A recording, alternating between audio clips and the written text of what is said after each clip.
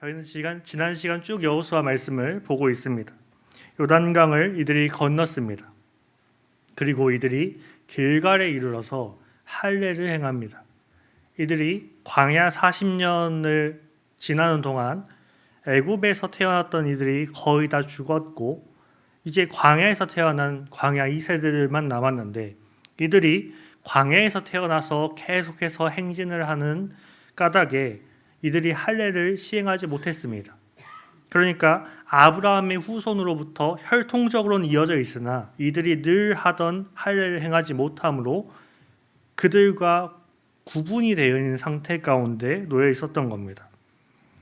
그러나 이들이 길갈에서 할례를 행하기 위해서 선제되어야 될 조건들이 있습니다. 이들이 아직 가나안 땅을 점령하지 않았다라는 것입니다. 그들이 할례를 시행하는데 한 날에 모두 행합니다. 그러니까 이 날부터 이들이 일정 기간 동안 전투를 할 수 없는 상황 가운데 놓입니다.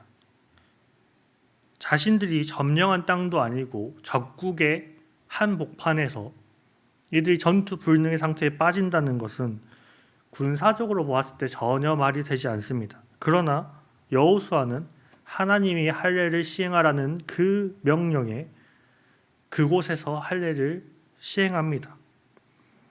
그 이후 이제 여호수아가 여리고를 보러 나갑니다. 그곳 가운데 갔을 때 저희는 지난주에 여호수아가 한 사람을 만나는데 그가 여호와의 군대 대장이고 그가 그를 보고 자신의 신을 벗고 그 앞에 절을 하는 모습을 보았습니다.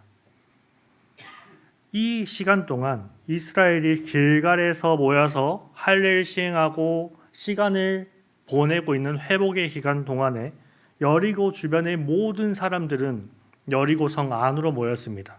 이들이 여리고성 안으로 모두 집결하여서 여리고 성문을 굳게 잠궜다라고 성경은 기록하고 있습니다.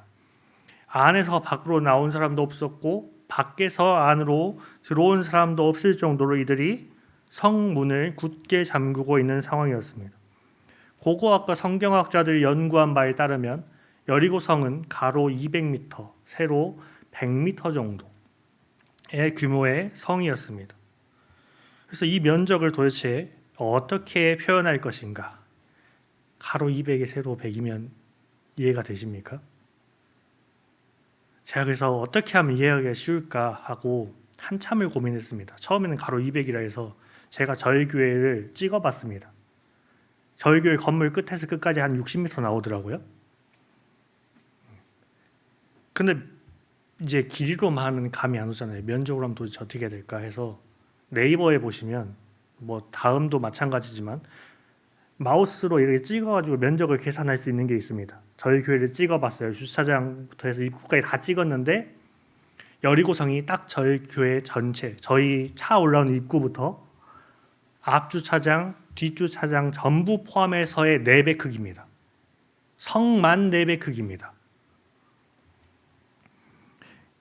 그러니까 이 성벽만 이만큼이고 그때 당시에는 성 안에서만 거주하지 않았습니다. 성은 말 그대로 행정 중심지면서 시장의 역할을 하는 그것만 성 안에 들어와 있고 실제 백성들은 밖에서 농경을 하거나 뭐 양을 키우거나 하는 등으로 이렇게 생활했습니다.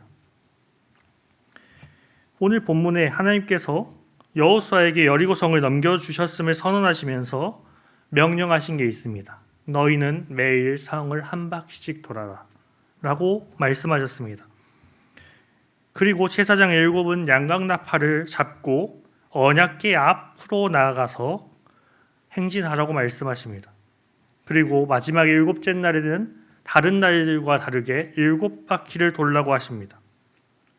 그리고 그 7바퀴째 도는 날에 그때에 제사장들이 양각나팔을 길게 불게 만들어서 그때에 백성들이 함께 큰 소리로 외치면 성벽이 무너져 내릴 것이다 라고 말씀하시면서 여리고를 점령하는 데 필요한 전투의 진행 방향을 말씀하십니다.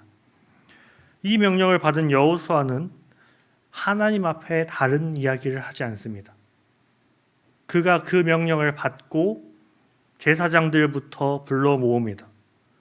그리고 언약궤를 메어야 될 사람과 양강나팔 잡을 사람을 그가 그 자리에서 결정합니다. 또한 이 여호수아가 이스라엘 백성들을 불러들입니다.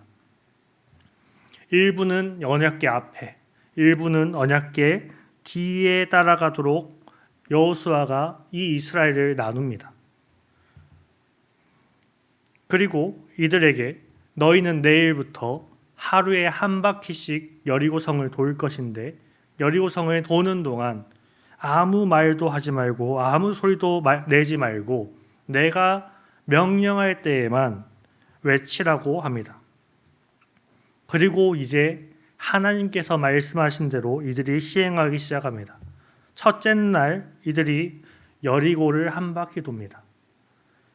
가로 200에 세로 100인데 그 반경을 약 600m 정도 됐을 거라고 추정합니다.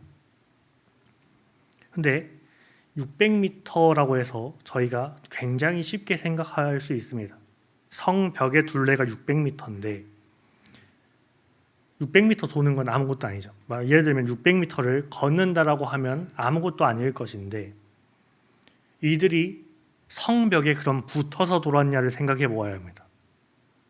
성벽에 붙어서 돌았다가 어떻게 됐을까요? 위에서 돌을 굴렸겠죠.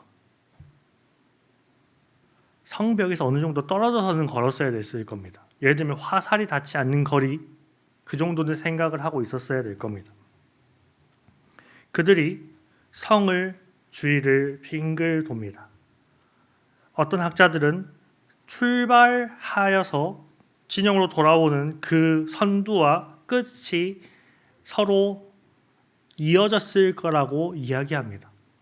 그러나 성경에서 그 이야기를 하고 있지 않으므로 그것에 대해서는 저희가 넘어가고 이들이 성을 한 바퀴 돌고 와서 아무것도 하지 않습니다. 아무 말도 하지 않고 이들이 성 주위를 한 바퀴 돌고 들어와서 성경이 뭐라고 기록하고 있냐면 잤다라고 기록하고 있습니다. 적군의 성을 보았습니다. 한 바퀴를 돌았습니다. 그러면 당연히 수뇌부 회의라도 해야 되는 거 아닙니까? 어디가 취약해 보이더라. 쭉 가면서 보니까 어디 성벽에 균열이 좀 보이더라. 이런 이야기라도 해야 되지 않습니까? 그런데 이스라엘이 아무 이야기도 하지 않고 그냥 잤다라고 기록하고 있습니다. 그리고 그들이 그 다음날 일어나서 첫째 날과 동일하게 한 바퀴를 돌고 들어옵니다. 그리고 이들이 또 잡니다. 그렇게 6일을 똑같이 합니다. 그리고 마지막 7째 날 이들이 첫째 날과 동일하게 출발합니다. 그러나 이들이 성경에 기록되기로 7바퀴를 돌았는데 7바퀴를 돈 날이 이날밖에 없었다고 성경이 말하고 제사장들이 나팔을 부을 때에 그제서야 여호수아가 이스라엘 백성들에게 외치라고 합니다. 이들이 큰 소리를 외치자 여리고 성벽이 무너져 내립니다. 그리고 여호수아가 이렇게 이야기합니다. 성에 있는 모든 것을 하나님께 바치되 정탐꾼들을 숨겨준 라합의 집 안에 있는 모든 자들은 살려두라고 말합니다. 이 명령에 백성들이 여리고 성을 들어가서 그 성을 점령합니다. 여리고 성 점령이 이들에게 있어서 가나안 땅을 점령한 첫 전투였습니다. 어떻게 보면 광야 2세대가 처음 하는 전쟁이었을 수도 있습니다. 광야 1세대는 그들이 광야 가운데서 전쟁을 취하였으나 광야 2세대는 전쟁에 능한 세대는 아니었습니다. 그런 그들에게 여리고성을 점령하는 문제는 매우 어려운 문제였을 것입니다. 그러나 그들이 오늘 본문에서 인간의 상상할 수 없는 일들로 여리고성을 점령합니다. 우리는 여기서 세 가지를 나누고자 합니다. 첫 번째는 방금 말씀드린 것처럼 이들이 인간의 상상으로 할 수 있는 방식이 아닌 전혀 다른 방식을 썼다라는 것입니다. 즉 사람의 방식이 아닌 하나님의 방식으로 이 전쟁이 진행되었다는 것입니다. 하나님께서 여호수아와 이스라엘 백성들에게 약속하셨습니다. 그 전부터 그들의 조상들에게도 약속하셨습니다. 내가 젖과 꿀이 흐르는 땅을 너희 이스라엘 자손, 너희 백성들에게 내가 주겠다라고 약속하셨고, 여호수아를 통해서도 너희가 밟는 모든 땅은 내가 너희에게 주었다라고 말씀하셨습니다. 그러면서 한 가지 명령을 하신 겁니다. 내가 전쟁하는 방식대로 해라라고 이야기하신 겁니다. 내가 너희에게 명령한 대로 이 전쟁을 수행하라고 말씀하신 겁니다. 이때 당시의 전쟁의 방식은요, 도는 방식이 아니었습니다. 이들이 여리고성에 들어가서 성문을 잠갔습니다. 아무도 들어가지 않았고 아무도 나오지 않았다라고 기록되어 있는데요. 이것이 원래 이때 당시에 성을 공성하는 방법입니다. 수성하는 측은 성문을 걸어 잠굽니다. 공성하는 측은 어떻게 하냐면 성 주위를 포위하고 이들을 말려 죽입니다. 이들이 나오지 못하게 만드는 겁니다. 이들이 그 성 안에 있는 모든 식량을 다 소진할 때까지 이들로 하여금 다른 외부에서 보급을 받을 수 없게 만드는 게 전쟁 방식이었습니다. 그러니까 이 이스라엘 백성들이 원래 여리고성을 점령하려고 한다면 이스라엘 백성 그 많은 인원들로 이 여리고성을 둘러쌌어야 됩니다. 그들로 하여금 그 안에서 그 누구도 도망하거나 외부로 지원군을 요청할 수 없도록 둘러쌌어야 정상입니다. 그러나 성경이 기록하고 있는 건 이들이 한 바퀴를 돌고 들어와서 그냥 잤다라고 기록되어 있습니다. 이 이스라엘 백성들이 자는 동안에 여리고는 어떠한 것도 다 취할 수 있었습니다. 주변 성으로 하여금 우리를 도와달라고 요청하는 사람을 보낼 수도 있었고, 그들이 자고 있는 이스라엘을 역으로 칠 수도 있었습니다. 그러니까 인간적인 방식으로 보았을 때 이 전쟁 방식은 이스라엘에게 있어서 매우 위험한 방식인 겁니다. 차라리 이스라엘 백성들로 이 성주의를 포위하게 하고 그들이 거기서 노숙을 하면서 그 성을 말려 죽이는 방법이 더 수월한 방식이었을 겁니다. 그러나 이스라엘 백성들이 이때 그렇게 하지 않습니다. 오직 하나님의 방식으로 이 전쟁을 수행합니다. 오직 하나님의 명령에 순종함으로 이 전쟁을 수행합니다. 이것이 이스라엘 백성들이 여리고를 점령할 수 있었던 비결입니다. 우리는 때로 우리의 삶에 있어서 하나님께서 내게 약속하신 것, 하나님께서 내게 승리를 주시는 것에 대해서 믿음에도 불구하고 어떻게 하냐면 내 방식으로 하기를 원합니다. 내가 생각하는 방식으로 하기를 원합니다. 내가 원하는 방식대로 하기를 원합니다. 그러나 그 결과가 무엇입니까? 그 결과의 대부분은요, 원하는 결과가 나오지 않는다는 것입니다. 하나님께서 내게 주실 승리에 있어서 내 방식을 고집할 때에 최고의 결과가 나오지 않는 것을 저희는 경험합니다. 하나님께서 주시는 승리에 있어서요, 가장 중요한 것은 하나님의 명령과 하나님의 방식대로 하는 것입니다. 하나님의 말씀에 순종하는 것입니다.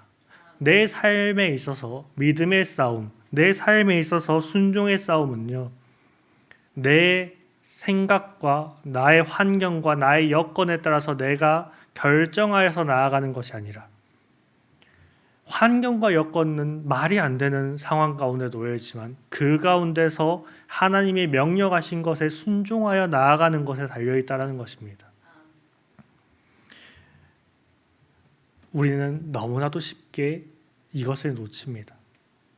수없이 말씀에 순종해야 된다는 걸 알지만 그 가운데 내 눈에 보여지는 환경, 내 귀에 들리는 소리 때문에 우리는 너무나도 하나님의 말씀에 순종하는 것을 잊고 살 때가 많습니다. 그러나 우리는 기억해야 합니다. 우리는 말씀을 받는 자들입니다. 우리는 성경책을 늘 가까이 하는 자들입니다. 우리는 하나님의 말씀을 들을 수 있는 자격이 되는 자들입니다. 그런 우리들에게 선택해야 될 것은 하나입니다. 그 어떠한 상황, 그 어떠한 여건에 놓인다 할지라도 내게 주신 말씀을 붙들고 사는 것, 그 말씀대로 믿는 것, 그것이 우리에게 필요하다는 것입니다. 그 두 번째는 하나님이 이 여리고성을 점령하는 과정 가운데서 뒷짐지고 계시지 않았다는 것입니다. 그러니까 오늘 본문에서 이 이스라엘 백성들만 돌고 오고 제사장들은 본진에서 언약궤를 지켜라 라고 했으면 이야기가 달라졌을 수 있습니다. 그러나 오늘 본문에서 이들이 여리고성을 돌 때에 언약궤가 함께 돌았습니다. 언약궤가 무엇입니까? 하나님의 임재의 상징입니다. 그 하나님의 임재하심의 상징, 그 은혜의 상징이 이스라엘 백성들이 여리고성을 도는 그때에 함께하고 있었다는 사실입니다. 그 언약궤가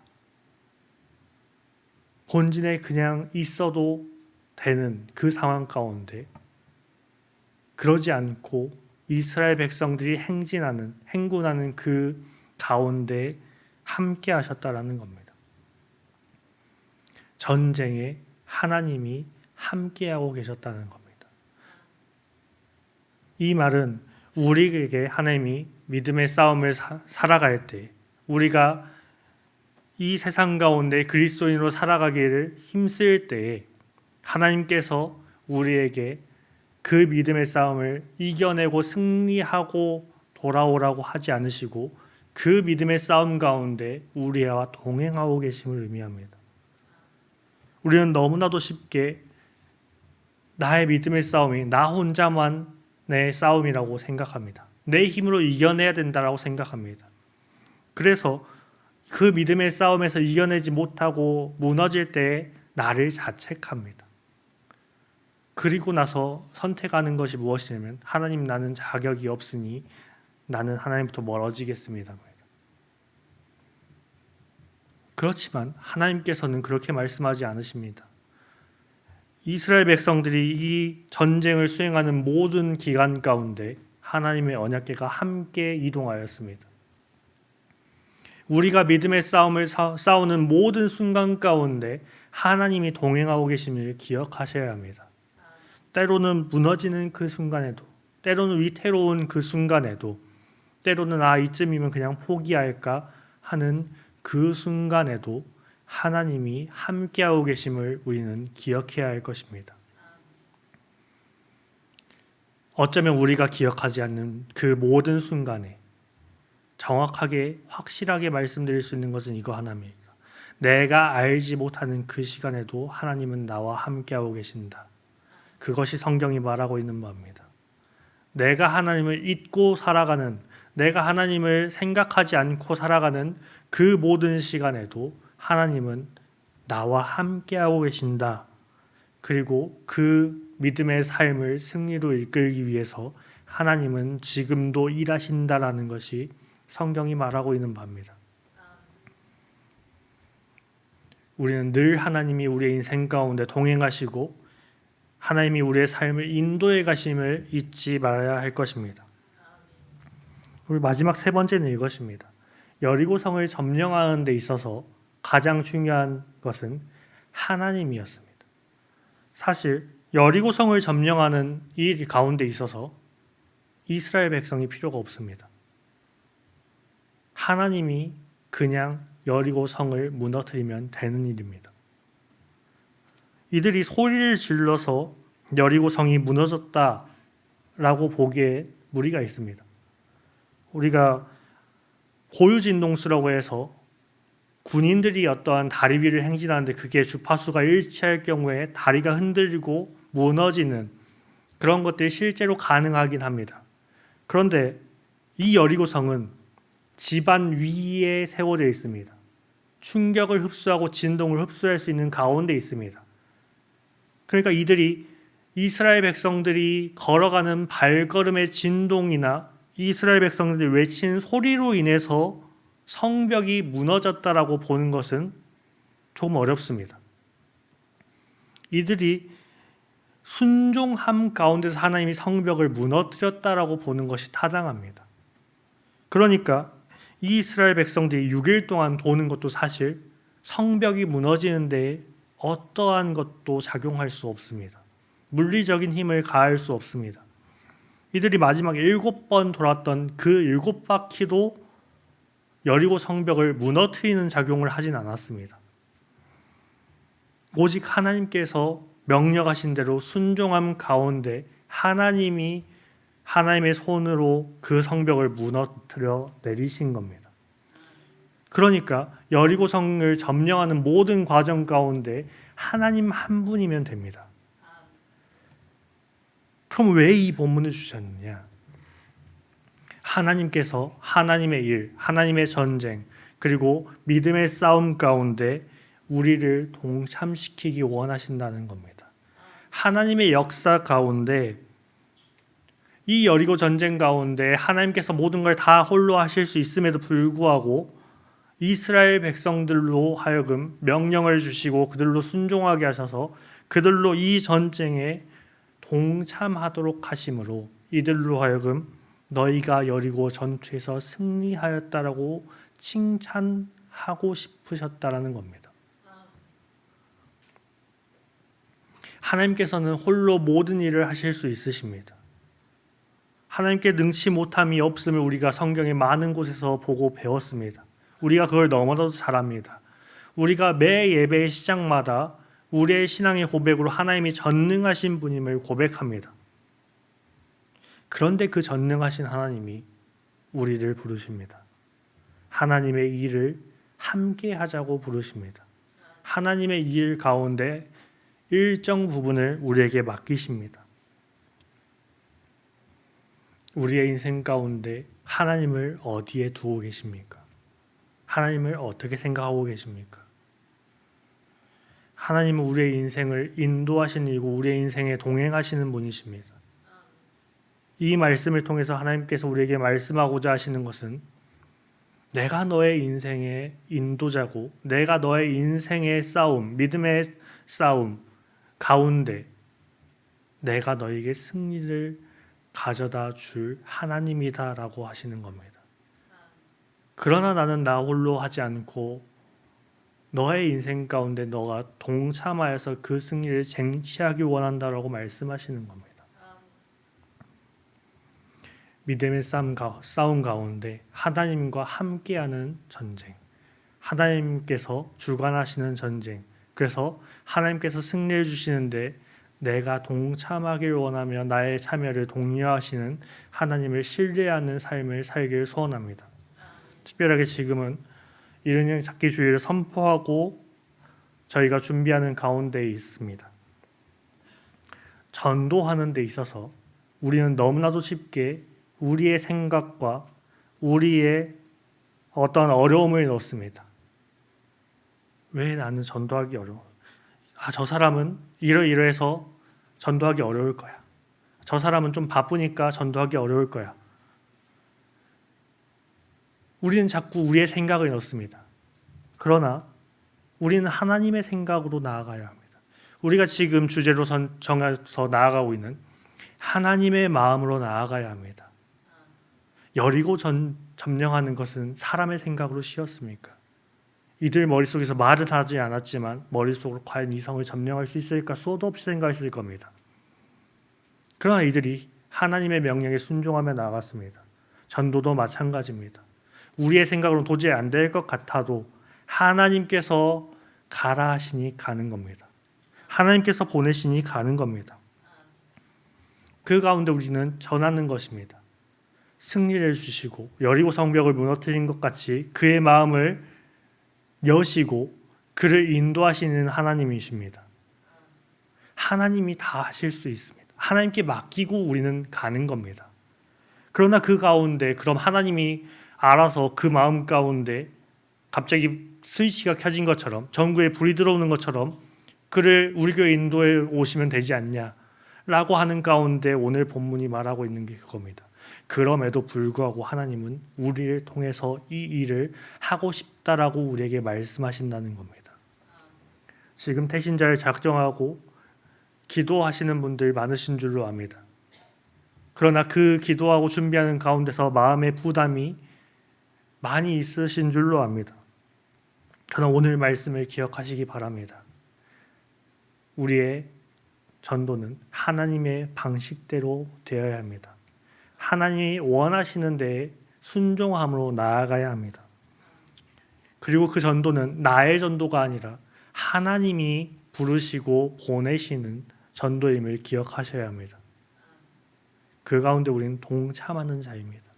우리가 하나님의 말씀을 순종하였다면 그 결과는 하나님께 맡기는 것으로 우리는 이 전도의 사역, 생명 사역을 감당해야 할 것입니다.